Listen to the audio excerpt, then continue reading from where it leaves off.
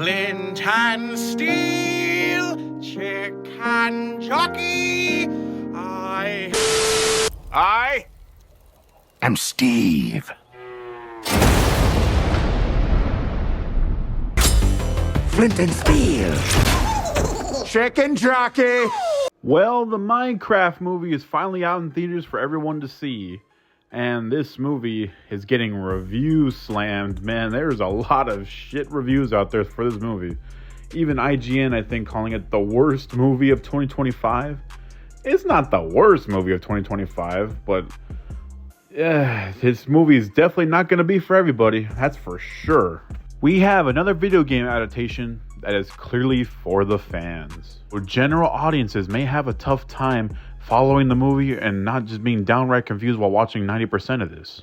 Because literally 90% of this movie is them in the Minecraft world, and while scenes on regular Earth are just in short supply, or Idaho in fact in this movie. I thought that the story with the characters in this movie that were taking place in Idaho, that was just very, very weak, very bland, so generic, and it did not go anywhere, really. It could have went somewhere, but it's like they just didn't think of it. Where the characters end up going in the end is just like the safe way, the safe route, the easy way. We don't really see what consequences lie ahead or what problems they had to do to get from plan A to plan B.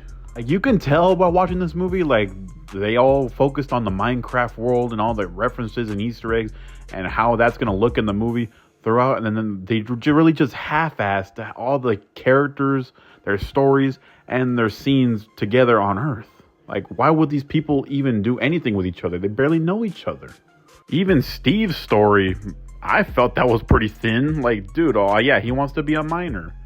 Why? Doesn't tell you. Why is he so cool running with being in a new universe with a bunch of block-headed freaks? Don't worry about it, bro. Just look at the Minecraft world. How is he still alive after being there for who knows how many years?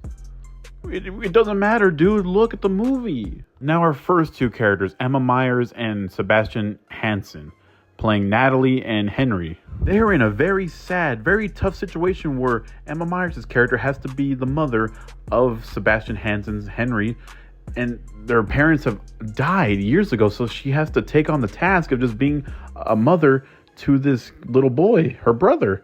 And she's not even a grown woman herself. She's still like a teenager, and she has to take on this toll. That was very interesting, and I was like, wow, how would they even do this if they're not going to just touch on it later? They never touch on it. They just like show you that in the beginning to make you try to care for them, and then never ever addressed again. Like, what happened to their parents? What's going on? Why are they in this situation? How are they in Idaho? How does she get a job and then immediately get another one this quick? Just because she went to another universe? Doesn't make any sense. Then we have Danielle Brooks in this movie. She plays Dawn, a funny, sassy character that's sympathetic to their situation. And what else do we know about her? I don't know. She likes animals. That's about as far as the movie goes. And then we have Jason Momoa's character. He plays Garrett Garrison, the Garbage Man. He was a big video game star back in the early 80s, and he was always dominating every game he ever touched and always beating everyone in these competitions and winning big trophies. Now, years later, him as an adult, he's a washed-up burnout who owns a retro video game store, and he can't even pay the rent. His life is in shambles. He's all alone. He can't make ends meet.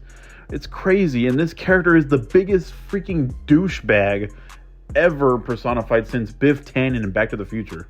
They have you try to sympathize with this character, and even Henry goes and tries to be a friend to this guy, but this guy is always so dismissive and just downright irritating. I'm not gonna care about the guy's situation if he's gonna act like a prick the entire time. That's all this character does, just acts like a total dick the whole time to every character in this single movie. So even in the Minecraft world, where he has zero experience on even how to deal with this new world. Even how his story wraps up, you're like, how did you do this? How did they accept that? What's going on here? Were you really in a problem at all in this movie? Or were you just faking? It's like the movie forgot to wrap up this character's story. So they just half-assed an ending and give you that one, and they're all like, oh, it's all good now. We're wrapping up the movie now. Let's sing a song together, Jack Black. For real though, I feel like Jack Black really carries this movie. His personality is very infectious. You just can tell he loves being here and loves being in this movie, and that's really cool. He has the best jokes in the movie, and even all the meme lines that he says, they're all just his dialogue in this movie. That was actually pretty funny too. I was actually chuckling at a lot of scenes, even though I've seen him a lot already on TikTok. For a director handling this movie and being responsible for some of the greatest comedies ever made, this movie wasn't really that funny. Like, I didn't find it that funny. Just like a series of chuckles. I was never in like, like belly laughing, never at all once. Maybe kids will, so maybe this guy just dumbed it down and just picked up the check, made a half-assed movie, and we're like, oh, the kids are just going to eat this up. Let's just focus on the Minecraft world and all those effects, and let's just go on an adventure that's faithful to the games. I will say, this movie is very faithful to the video game, and it was actually pretty interesting to see those video game scenarios play out in this movie. But if the story's not a good one, I'm not going to care, especially if I didn't even care about the video game beforehand. But maybe that's what's going to matter in the end. Is this movie will probably still turn a profit just by being a fan service movie, just appealing to all the sweaty Minecraft fans out there, and you finally got this movie. Was it worth it? One of the worst comedies ever? And if you say this movie appeals to kids, I don't think you're supposed to like it. I don't think that matters, dude, because I feel like there's a lot of other movies that could just be enjoyed by everyone. How come this couldn't be the same situation? How come the movie can't be hilarious? This movie throws a lot of jokes at you, and when they just go by your head, you're like, oh, there's movies trying to make jokes.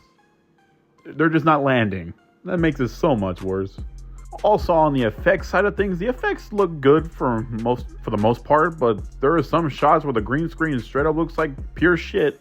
It's like, just treat your effects people better. Just, you can't afford to have more ugly looking movies out there. Kind of like, you're Hollywood, step up your game. Well, I hope you guys enjoyed this movie. It has all the video game Easter eggs you can possibly want and references for a Minecraft movie, just with bad shots, shit characters, bad stories for those characters, and a complete brain rot mindset jokes. I hope you love this. But it's not the worst movie of all time. It's an okay movie, but that's all it'll ever be. Okay to guilty pleasure. And that's basically already in the realm of bad movies, so yeah, take that what you will. I personally did not really enjoy this one. Oh, I almost forgot. Jennifer Coolidge, what are you doing in this? Come on, dude. Sometimes when we get dragged from the Minecraft adventure all the way to what Jennifer Coolidge is doing with the villager that she finds in the real world. And she's going on dates. She's going to marry this guy because she just got out of a nasty divorce. And now she's going to drop everything for this villager. She has no idea where it came from. Like, come on, dude. That whole story was just downright stupid. Complete garbage. And I'm sorry if I did not use the characters' names enough in this review. I don't even remember them. I had to look them up. Oh my god. The Minecraft movie gets a D.